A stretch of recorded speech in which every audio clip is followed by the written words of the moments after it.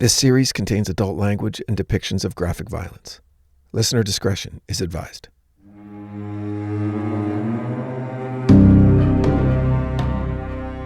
The Summer Olympics are upon us. I love the Olympics, summer and winter, because for reasons unknown, that 2-week period every 2 years suddenly has me incredibly invested in aquatics or ski jumping or gymnastics. Hell, I even watch figure skating. A testament to the power of the Olympic Games is this. At literally every other time outside of the Games, if I happen to land on a channel that has any of the above events televised, I change the channel faster than if I landed on a daytime soap opera. I'd rather rewatch a show I don't really like than any non-Olympics, women's swimming, or men's curling. But during the Olympics, I'm glued to the TV, screaming my head off for our teams to take home the gold. And I'm not throwing shade at any of these Olympic sports. They're obviously difficult and require incredible commitment and a lifetime of training. It's that, absent the us against them national pride element that the Olympics convey, I'm just not that interested. But for these 16 days, it's my life. I'm already worried about the post-Olympics depression that I go through every 2 years. But again, totally worth it. So in honor of the host city for the Games of the 33rd Olympiad, I'm going to share a story that took place in Paris, the City of Lights, back in 1994. It's a chilling tale of murder committed by an avowed Satanist, a man named Nicolas Clos. Welcome back to The Devil Within. You're listening to The Vampire of Paris.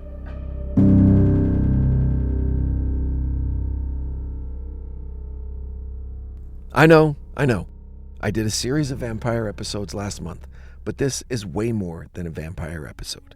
Trust me. So, the city of Paris unwinds like a Nautilus seashell, famously in the proportions of a Fibonacci sequence.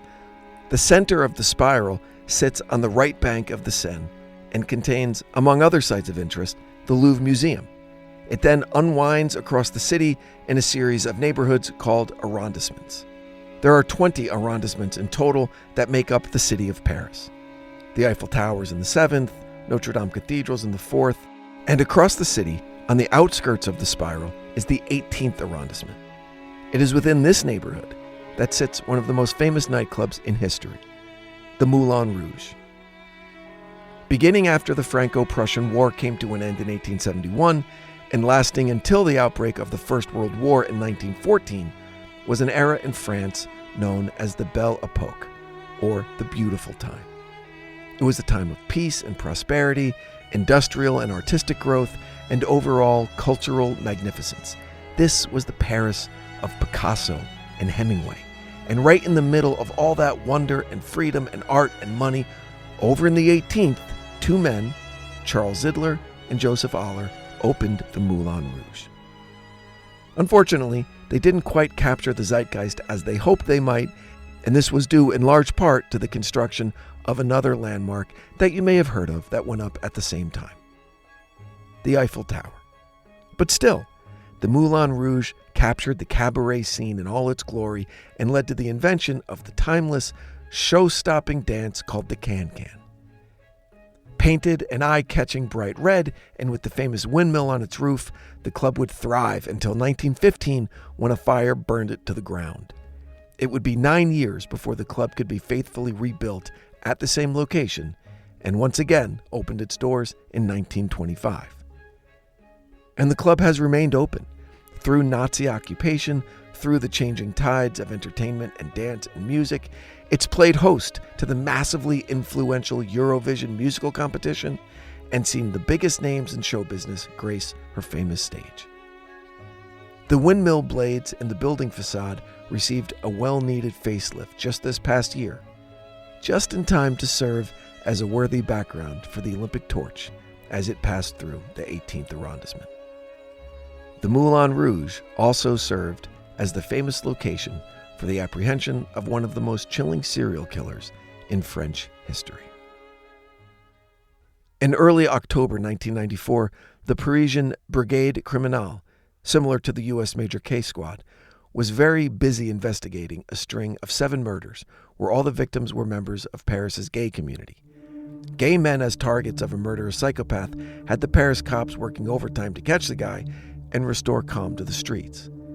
It was during this crime spree, whose perpetrator is still unknown, that a troubled 22-year-old avowed Satanist named Nicholas Clow finally succumbed to a lingering obsession that had haunted him since he was a child.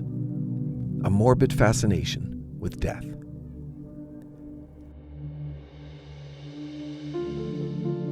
Clow's father was a French citizen who worked for an international bank, and as a result, Nicholas spent his childhood in the African nation of Cameroon before moving first to London, and then Portugal, and then finally settling in Paris at the age of 16. By then, Nicholas's interests had already taken on a decidedly dark turn.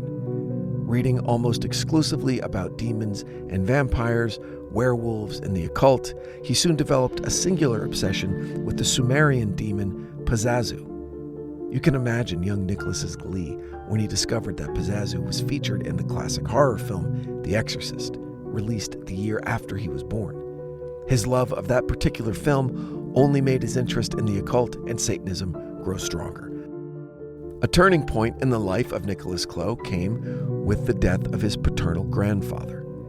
Nicholas was 12, and he and his grandfather had fallen into an argument. Unfortunately for both of them, the grandfather had an undiagnosed cerebral embolism, which led to a massive stroke that killed him during the argument with Nicholas. Needless to say, that's quite a burden for an adolescent boy to manage, and it didn't help matters that his own father blamed him for the death of the patriarch. By the age of 16, Nicholas's mother was out of the picture. His father was resentful of him and busy doing international banking type of stuff. So Nicholas had nothing but time to indulge his darker desires. And those desires were now fully focused on the graveyards of Paris. Within a year, Nicholas knew every graveyard in the city like the back of his hand. Further, his knowledge of these cemeteries extended to which contained the best of his absolute favorite graveyard feature, mausoleums. Père-Lachaise, Montmartre, and Passy contained beautiful marble mausoleums that dated back centuries, and importantly, had ground-level windows that Nicholas could longingly peer through and experience the faintest brush of death. And he found it intoxicating, so much so that before long, he'd figured out a way to get a much closer look into these houses of the dead. Nicholas went about crafting his own set of lock-picking tools, and after lots of trial and error, he became proficient at unlocking the ancient rusty locks of the mausoleums. He would often enter these private subterranean rooms during the day and not leave until long after the cemetery had closed. Nicholas was quoted as saying he felt, quote, like a king reigning in hell whenever he was in one of these tombs. As we know, oftentimes the truly deranged behavior of murderers happens in stages, and Nicholas was about to graduate to the next stage in his own personal diabolical journey. He awoke one morning, according to his own testimony, with a burning desire to mutilate a corpse. He picked his favorite mausoleum in his favorite cemetery and planned out his macabre caper. He visited the spot the day before and picked the lock to the subterranean tomb, then propped the door barely open so he would have easy access to it the next day. He arrived at the height of lunch hour in the bustling city of Paris, his rationale being, hey, who would even consider grave robbing in the middle of the damn day? And he was right. No one gave him a second look as he walked through the cemetery. As he approached the mausoleum entrance, he gave a casual look around just in case someone was following him, but the coast was clear. He easily pushed open the gate, like he belonged there. Then he descended the stairs and instantly felt at home, surrounded by the dark, damp stone walls lined with caskets of an ancient Parisian family. But which one would he choose? Along one of the short walls was a stone sarcophagus with what appeared to be a manageable stone lid. Nicholas had brought along a backpack that contained his grave robber's toolkit, and from this he retrieved a small crowbar that allowed him to pry the stone lid up enough to get his hands underneath. After that, he found it surprisingly easy to slide the lid down lengthwise until, under its own weight, it teetered to the floor without breaking. Nicholas looked inside and saw a still brand new coffin of English oak. The lid was in two hinged sections, one for viewing from the chest up and the other for the chest down. These lid sections were closed and secured with screws. After going into his backpack, this time for a screwdriver, Nicholas went about backing out the wood screws, which he accomplished in under 10 minutes. Then the moment of truth. Nicholas opened the lid and was instantly struck with a smell so foul he nearly fainted. Gathering his wits, he chanced a look at the occupant of the coffin, an elderly woman, rotting and glistening in the light of the candles Nicholas brought for the occasion. Black candles, as the Dark Lord commands. The decomposition was in full swing, soupy and warm, mixed with the clinical smell of chemicals designed to thwart the process that Nicholas was now experiencing. The wooziness gave way to euphoria as the screwdriver in his hand went from a useful tool to a brutal weapon as he began stabbing the decaying corpse, more than 50 times in the head, face, and chest until Nicholas's arms were covered in the slimy residue of human decomposition. He continued stabbing until he passed out from his violent, gluttonous frenzy. When he awoke, he realized one thing. He needed more of this. A pattern developed, basically one of search and destroy. Search for the right mausoleum, then destroy the body within. This would continue uninterrupted until Nicholas's arrest 3 years later. Believe it or not, Nicholas Clow applied for and was hired as a morgue attendant in a Paris hospital.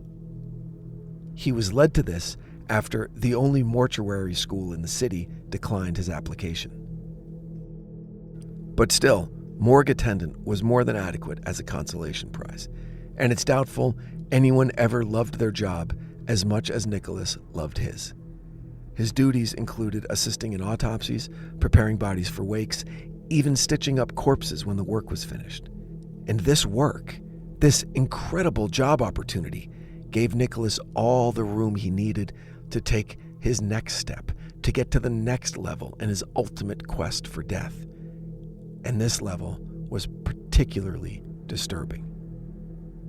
As Nicholas would confess years later, quote, "I would be left alone with the body after the autopsy to do the stitches, which were my specialty.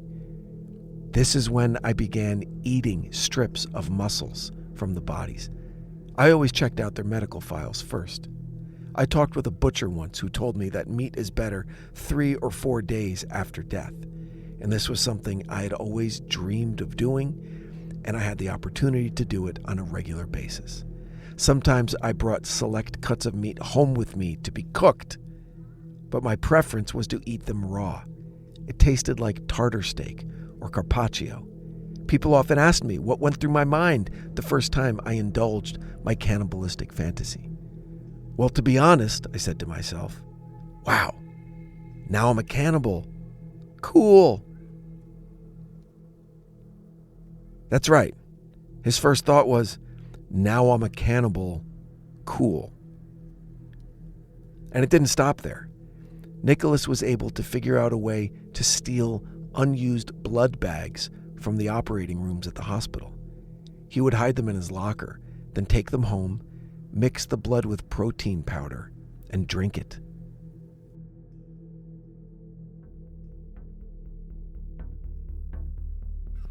The morning of October 4th broke calm and cool over the City of Lights. Nicholas Clow was ready for the final level in his years-long journey. He was 22 years old, a veteran grave robber, serial cannibal, and technically a vampire, a distinction which he loved. but he knew the final frontier was awaiting him. He felt the need to murder. He needed to feel the power that he knew must be wonderful. He needed to introduce death to another human being. He needed to be responsible for another's ticket to oblivion. He needed to watch as the life drained from a person with the full knowledge that he was responsible for it. And literally, anyone would do. He spent the next morning trying to figure out how to choose his victim, and he didn't care who it was. No preference for race, gender, age, he didn't care. What would be the easiest and what would be the safest? This was 1994, remember.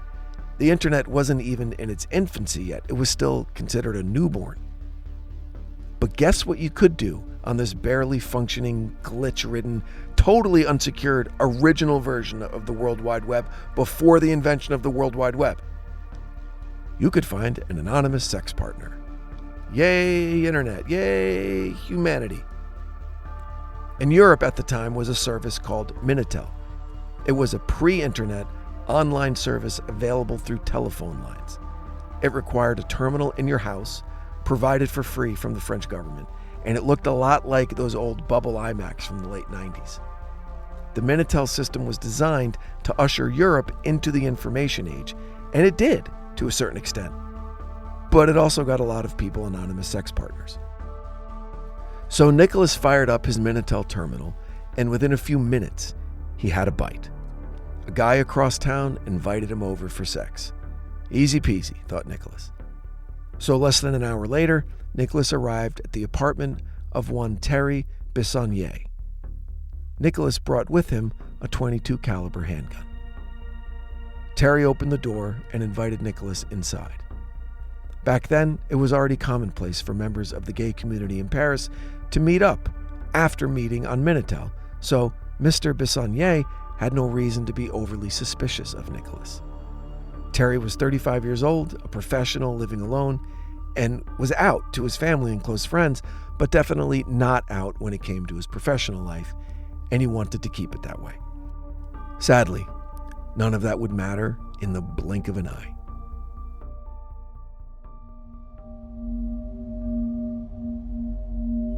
As soon as the door was closed and Terry turned his back on Nicholas, Nicholas pulled out his gun, got Terry's attention so he would turn around, and shot him in the right eye.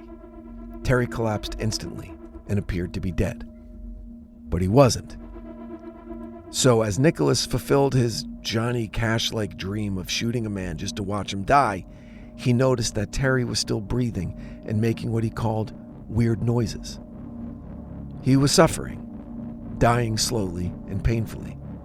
Nicholas knew this, and it excited him. Nicholas then shot him a few more times in the back of the head. Then he went into the man's kitchen to eat some cookies and watch him bleed out. Just for good measure, Nicholas smashed a potted plant over Terry's head and then delivered one final shot to his back. Sadly, this was the shot that killed Terry Bissonnier. The bullet pierced his heart. Proving himself to be little more than a deranged, petty thief with delusions of satanic grandeur, Nicholas robbed Terry, took his cash, driver's license, and credit cards, along with an alarm clock and a VCR. He took his cash, driver's license, and credit cards, along with an alarm clock and a VCR. Not in any way to make it look like a burglary gone wrong, but just because he wanted some free stuff to sell later. That small act of greed would prove to be Nicholas's undoing. The body of Terry Bissonnier wouldn't be discovered for more than 3 days. After not hearing from their son, Terry's parents used their key to enter his apartment and found him dead. Sadly, despite there being a perceived sense of safety using Minitel to meet up with a stranger, the police knew otherwise.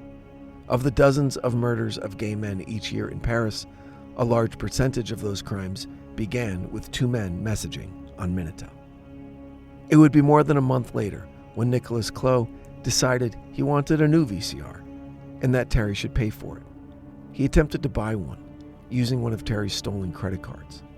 When the cashier asked for ID, Nicholas handed over Terry's stolen driver's license, doctored to show his picture instead of Terry's. Now, Nicholas was no forger, and the ruse was immediately discovered. The cashier called the police, and Nicholas fled the scene. But now the search was on. He had left the forged license with the cashier, so the police knew what he looked like and distributed the picture citywide. On November 15, 1994, at the world-famous Moulin Rouge nightclub, Nicholas Clow was recognized by a female patron. This woman called the police, and Nicholas was taken into custody without incident. Due to the fact that Nicholas was in possession of Terry Bissonnier's credit cards and driver's license, a warrant was issued to search his residence. What the police found would send shockwaves through the city.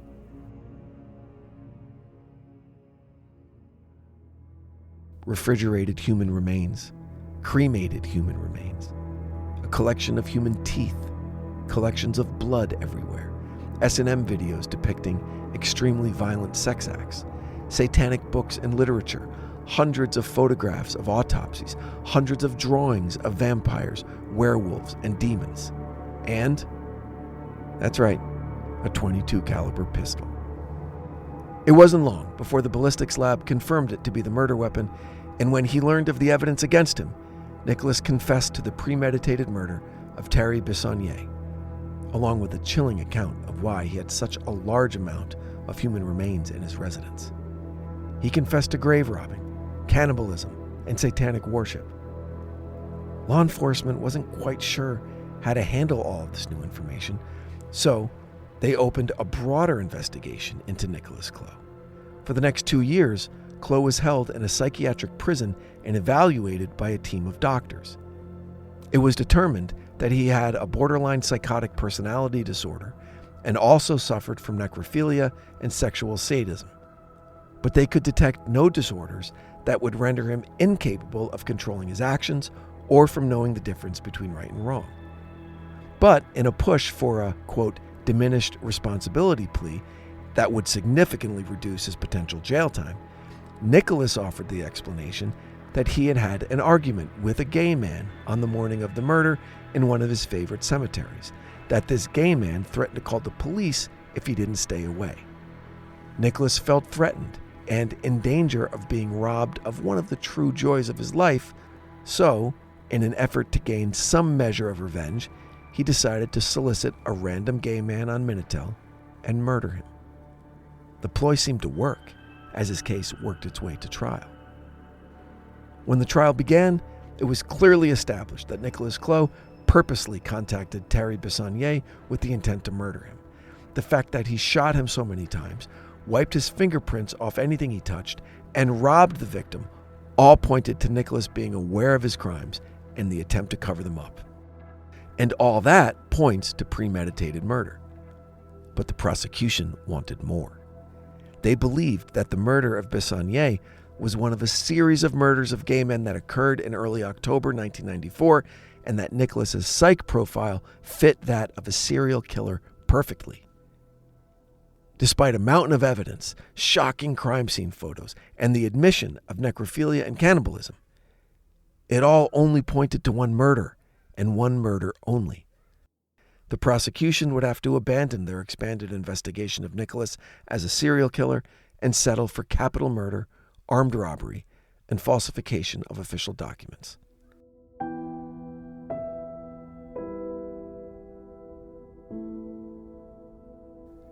The jury deliberated for 3 hours and came back with unanimous verdicts of guilty on all counts. But here's the thing. Nicholas Clow was only sentenced to 12 years in prison. Why? Really, who knows? Ask France. While in prison, Nicholas studied computer programming and took several art classes. He discovered a natural ability for painting and documentary filmmaking, which makes prisons in France sound like community college. But whatever works, I guess. Nicholas served just over 7 years of his sentence and has apparently denounced Satanism and has a robust presence on social media promoting his artwork, which includes portraits of serial killers and blood-infused paintings. Seriously. I'd recommend checking his stuff out, but I just can't bring myself to support a guy like this. But your choice, dear listeners. Until next time, please enjoy the Olympics, and I'll be continuing my Francophile inclinations for the duration of the Games. Thanks for listening. Please make sure you're following The Devil Within wherever you get your podcasts so you never miss an episode. You could also check out our socials at The Devil Within Pod on Instagram, YouTube, and Facebook. Until next time, stay safe out there. The Devil Within is a Cloud 10 Media production, recorded live at Bel Air Studios in Los Angeles, California. Written and produced by Brandon Morgan. Executive produced by Sim Sarna. Our post-production supervisor is Bruce Whitkin, who also provided original music for this episode.